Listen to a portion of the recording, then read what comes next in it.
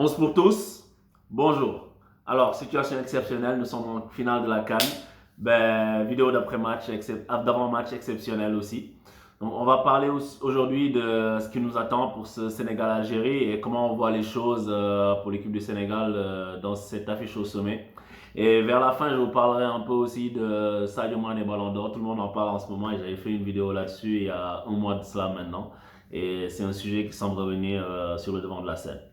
Alors déjà, Sénégal-Algérie, comment je le vois? Algérie, en fait, moi, c'est la meilleure équipe que j'ai vue dans le tournoi so far. C'est l'équipe la plus cohérente que j'ai vue. Maintenant, au niveau de ce qui s'est passé dans le premier match qu'on a joué contre eux, ils nous ont posé plein de problèmes en fait, parce qu'ils étaient plus dans l'engagement que nous. Avant ce match-là, je pense qu'ils avaient beaucoup d'appréhension et quand ils nous ont rencontrés, ils se sont rendus compte que en mettant de l'impact, en mettant tous les ingrédients qu'il faut, ils ont réussi à nous faire sortir de notre match et puis nous prendre à la gorge. Et je pense que ce match-là, il va falloir le jouer comme on a joué le match contre l'Ouganda. Parce qu'il n'y a que l'Algérie et l'Ouganda qui nous ont posé ce genre de problème-là. En nous cherchant haut. L'Algérie nous a pressé haut et puis nous empêchait de sortir et on balançait de longs ballons.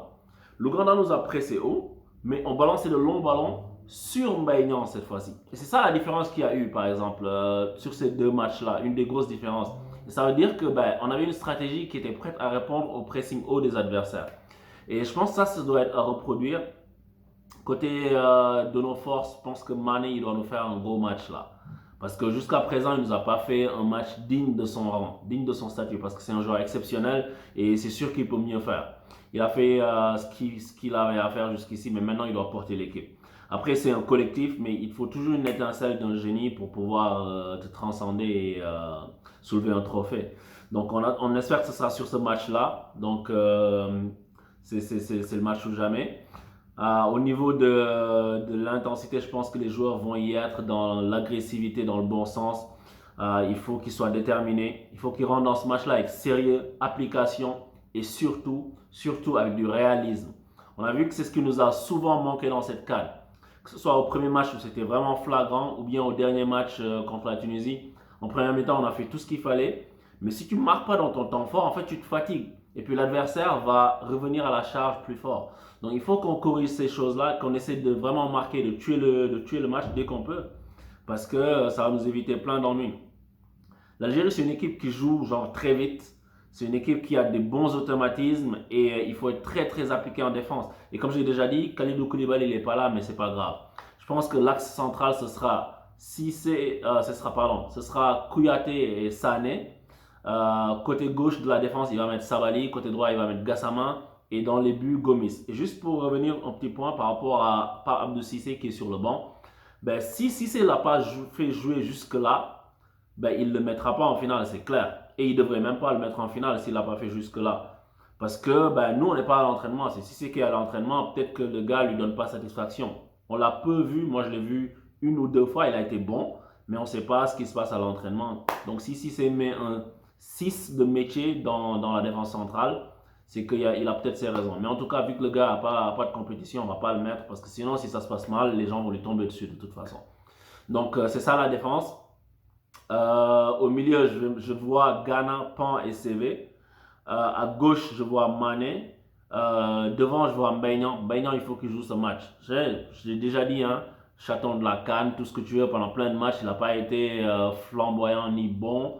Le match contre l'Ouganda, j'ai été satisfait de lui par contre. Et je pense que c'est ce genre de configuration-là qu'on va avoir. Parce que dans la configuration actuelle, on va accepter de se faire presser, de balancer. Il faut qu'on balance sur quelqu'un qui puisse servir de point de fixation comme il l'a magnifiquement fait lors de ce match-là où il s'était vraiment beaucoup sacrifié pour l'équipe. Donc j'espère qu'il va nous faire un match de ce type-là. À droite, je ne sais pas qui il va mettre parce que Ismaël Assar, je trouve que les deux derniers matchs, il n'a pas été bon. Peut-être que c'est à cause de sa blessure qu'il est diminué, je ne sais pas. Keita Baldé, le dernier match qu'il a joué, il n'arrivait pas à passer un adversaire alors qu'au début, il avait été bon. Donc il est en manque de rythme. Et donc je ne sais pas ce qu'Aliou Cissé va faire. Peut-être qu'il va mettre Ismaël Assar, peut-être qu'il va mettre Crépin, mais en changeant de système pour renforcer le milieu, apporter du muscle. Je pensais à Alfred, mais je ne pense pas qu'il va le mettre parce qu'il n'a pas donné satisfaction. Mais peut-être qu'il va mettre Crépin, mais plus de façon axiale pour densifier le milieu de terrain parce que les Algériens nous avaient vraiment dominé dans ce secteur-là. Donc c'est au coach de voir ce qu'il va faire. Mais on espère vraiment gagner cette coupe parce que ça fait tellement longtemps qu'on attend ça. Ce serait un bonheur mais absolu quoi. Ce serait un bonheur absolu. C'est quelque chose qui dépasserait l'entendement. Tellement on a souffert tous en 2002, on s'en souvient, quand si c'est justement avec le PS Penalty. Donc j'espère vraiment, il y a même pas à faire de longs discours, c'est juste quoi? C'est y mettre de la hargne, y mettre de l'application, du sérieux, de la rigueur, et puis jouer les coups à fond et du réalisme. C'est tout ce qu'on veut, du réalisme. Après une finale, ça se gagne. Là, on est au stade où on s'en moque de comment on gagne. Moi, si je l'ai déjà dit avant la CAN, si on gagne d'un but du genou, on soulève le trophée, ça me va tout à fait. On fera les comptes sur le jeu, tout ça plus tard. Pour l'instant, on va juste gagner. Donc, allez Sénégal. Donc, à la fin du match, j'espère que ça va bien se passer entre les supporters aussi. On est tous ensemble et puis c'est la fête du football africain. Et par rapport à Sadio Mané Ballon d'Or, donc depuis quelques jours, je vois plein de hashtags Sadio Mané Ballon d'Or des Sénégalais et tout. Et ça fait plaisir. Et je vois même ça a été repris par des médias. Par exemple, j'ai vu un média canadien, RDS, qui a écrit un article là-dessus. Et ça montre que ben, le lobbying, ça compte. Il faut en parler, il faut en parler de la même façon qu'on en parle pour un Messi, un Van Dijk, etc. Il faut en parler. Parce que ça va attirer l'attention des gens. Ils vont commencer à se dire, ah ben oui, c'est vrai quand même, le gars, il a fait ci, il a fait ça. Donc, continuez comme ça. Et puis, peut-être que je changerai un jour le titre de ma vidéo. Je le mettrai Sadio Mané et Ballon d'Or. Donc, c'est tout ce qu'on lui souhaite. Mais il faut d'abord gagner la CAN. Il ne faut pas brûler les étapes. Donc, allez Sénégal, on gagne la finale. Bye.